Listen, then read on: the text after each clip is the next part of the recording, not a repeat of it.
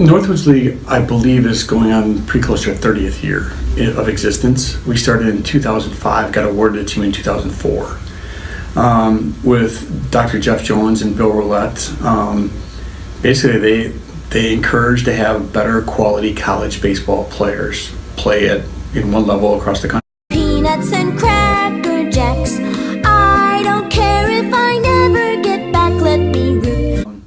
We make sure it's for family entertainment. It's for everything but the game of baseball. Baseball is not the most exciting sport ever, so you have to create other things of on-field promotions and really just get after sponsorships and try to figure out what generates people's interest of coming to a game. I'm sure with the Eau Claire North versus the Memorial, games are always big hype because it's that inner city rivalry. Root for the home team. If they don't win, it's a shame. The city of Eau Claire is tough because there's so many things going on in the summertime.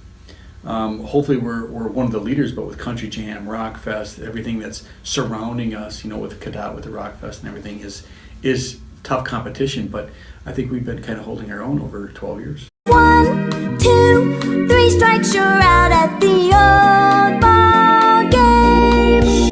In 1952, they had a minor league team called the Eau Claire Bears that was affiliated with the Milwaukee Braves. And Hank Aaron played here. So that's the biggest name that you have in Eau Claire, and that's why the statue's in front of the stadium. Bob Uecker, the announcer for the Milwaukee Brewers, Joe Torre, works for MLB right now and was a Yankees coach, and is probably the three most known names that we have. When it comes to Cavaliers, there's not a whole lot. You have my brother Gary, who played for the Cavaliers, had played in the Major League for 7 years. You have Stan Royer, who's a catcher.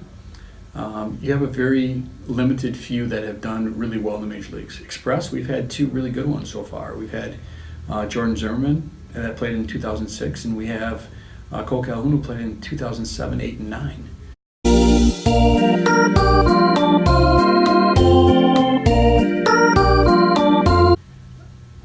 When we had a renovation when I was playing with the Cavaliers, I think it was late 90s, it was a renovation of trying to redo the dugouts and trying to do the facade a little bit better and making new concessions and that kind of thing. And that was early 90s. Since we've been in town, we've had a press box expansion. We've had the fan deck all in right field corner. We've had new scoreboards. We've had multiple things, all new concession stuff, of deep fryers to tables to everything that we have done with the city's help to just make it better for every person that comes in.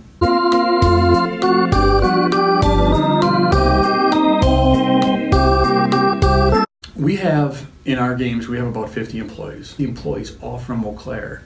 Some are college students, but most of them are high school students that are doing concessions. Ticket taking, you name it, they're all around the ballpark with their shirts with the Express staff on.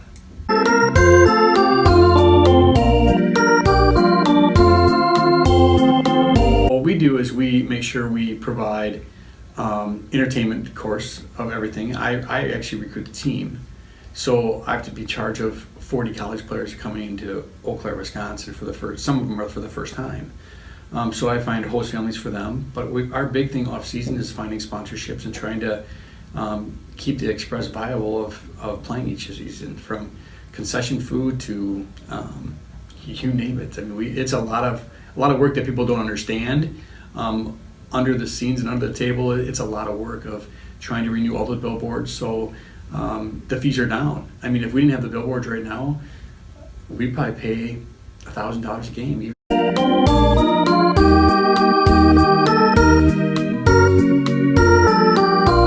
Well, the team is comprised of 30 full-time players, all college eligibility players. So if you're a senior in college and just got done with your senior year, you're not eligible to play. So you have to go back to school to play after you participate here. So you have 30 full-time players and 10 temporary players that are here from 10 days to 20 to 30 days. So it's kind of a juggling act of trying to figure out where they're staying, who they're staying with, how they're getting here. Take me out to the bar. Well, we have the Shrine Circus, middle of June every year. What a great event for kids. So that's always a big thing. It's a lot of cleanup. It's a lot of hassle for the city, but we all know it's for the kids too. We had a concert this last year in the fall. That was Carson Goes Country, so for the first time. So there's other events that can be taking place at Carson. It's just that it's a lot of maintenance fee of trying to figure out if there's going to be busted up or not. Yeah, 4th of July is always awesome. It's one of our biggest crowds.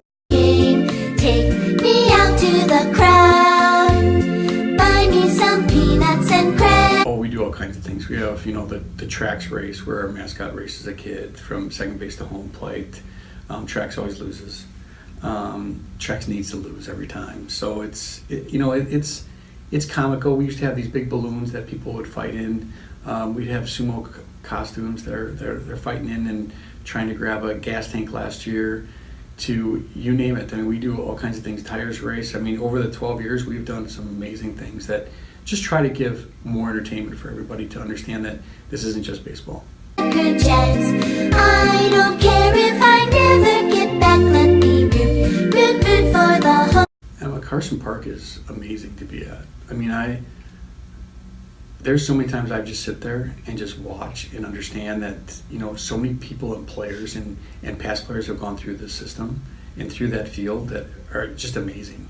For my personal goal, I mean, we won the CABA World Series when I was a player, in the 90s, and that was exciting for Harv Tomter, who was a longtime Cavalier coach that never won anything, so that was a thrill of mine as a player there. But I've played there probably since 1985 as a Legion player, and then coaching now is it's just nice to go to Carson Park. There's nothing negative about going there. I mean, it's old, there's no question, but the history behind it is remarkable. From the college teams that used to play there at UW-Eau Claire to just the Bears back in the day. It's just there's a lot of things to go through Carson Park of figuring out what it all is, but it's just the history. If the walls could talk, it would be amazing. Home team, if they don't win, it's a shame. For it's 1, 2, 3 strikes, you're